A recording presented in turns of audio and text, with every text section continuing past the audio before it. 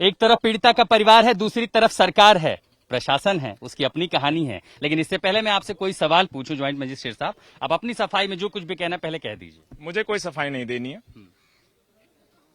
जो कुछ इतने दिनों यहाँ पर हुआ है, जो कुछ परिवार का आरोप है, क्या कहेगा प्रशासन? किस बात का आरोप?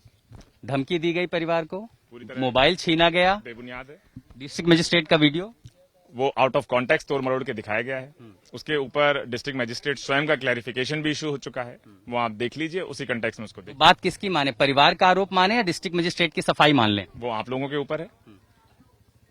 हमेशा ये देखा जाता है पीड़िता का बयान, पीड़ित का परिवार, उसका भाई खेतों के रास्ते भाग करके आता है, कह रहे हमारे परिवार के साथ बदसलूकी हो रही है, मारा पीटा जा रहा है। पूरी तरह असत्य, बेबुनियाद और गलत आरोप है।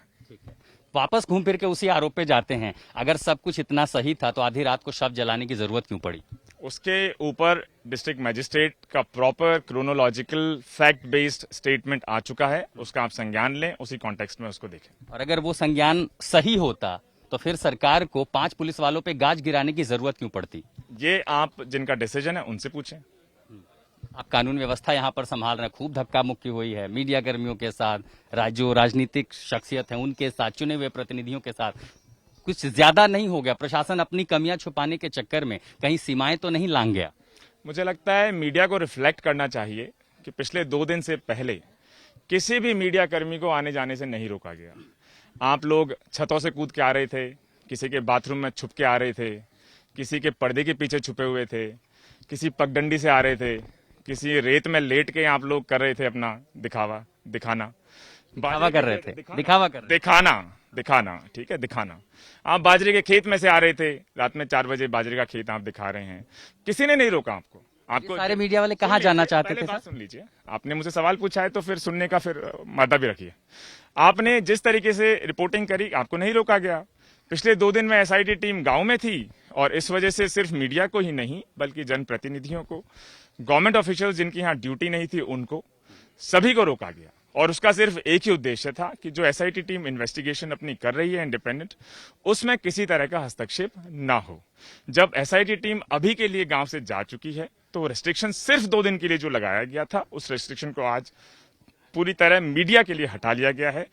आप आज फिर से स्वच्छंद हैं, आप बाजरे के खेत से, आप पगडंडियों से, आप छत से, आप बाथरूम से, किसी के कमरे से, हटी हुई ईंट के दराजों से, जो करेजियस और क्रिएटिव रिपोर्टिंग है, आप उसको फिर से रिज्यूम कर सकते हैं। इस कटाक्ष में आपकी संवेदना मरती हुई क्यों दिखाई पड़ती है? आपके घर में परिवार होगा, मेरे भी घर में बेटी है, बहन है, बीवी है, लेकिन इन बयानों से ऐसा क्यों नहीं दिखता कि आपके अंदर जरा से भी संवेदनशीलता है? बाथरूम में लेट करके, आपको पता है मीडिया गोलियों के बीच से भी जाकर रिपोर्टिंग करता है, और सरकार जहां गलत करती है वही सच दिखाने के लिए मेहनत की जाती है।